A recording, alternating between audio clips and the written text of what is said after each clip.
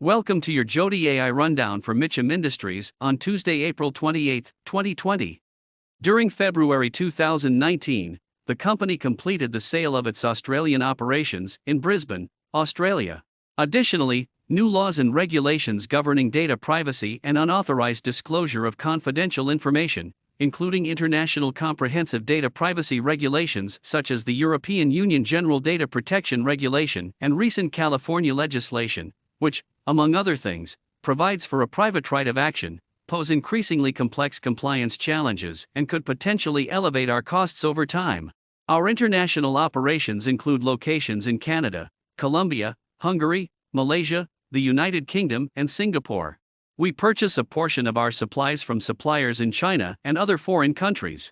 This business is conducted from our locations in Huntsville, Texas, Calgary, Canada, Bogota, Colombia, Budapest, Hungary, and Singapore. We also considered the following negative indicators. Our recent losses within certain jurisdictions, including the United States, Hungary, Canada, and the United Kingdom. The recent decline in worldwide oil prices. The utilization of tax benefits, specifically foreign tax credits, is limited in certain jurisdictions. The risk of decreased global demand for oil, and the potential for increased competition in the seismic equipment leasing and sales business. However, on March 18, 2020, our facility in Malaysia was closed for a period mandated by the Malaysian government through at least April 30, 2020. Trade tensions between the United States and China, as well as those between the United States and Canada, Mexico, and other countries have been escalating in recent years. This segment operates from locations near Bristol, United Kingdom, Salem, New Hampshire, and in Singapore. We conducted leasing operations through SAP, our subsidiary located in Brisbane, Australia, and MSE, our subsidiary located in Ufa, Russia, prior to the sale of these entities in February 2019 and August 2018, respectively.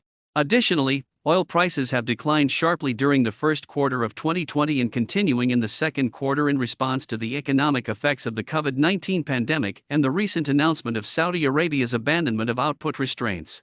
On April 6, 2020, the Singaporean government imposed a similar closure of our facility in Singapore through at least April 30, 2020.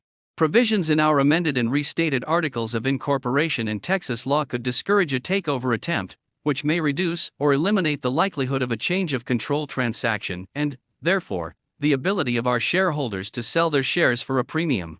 United Kingdom's withdrawal from the European Union, Brexit, including the subsequent exchange rate fluctuations and political and economic uncertainties, may have a negative effect on global economic conditions, financial markets, and our business.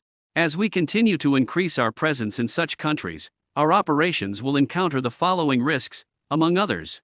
Government instability, which can cause investment in capital projects by our potential clients to be withdrawn or delayed, reducing or eliminating the viability of some markets for our services. Potential expropriation, seizure, nationalization, or detention of assets.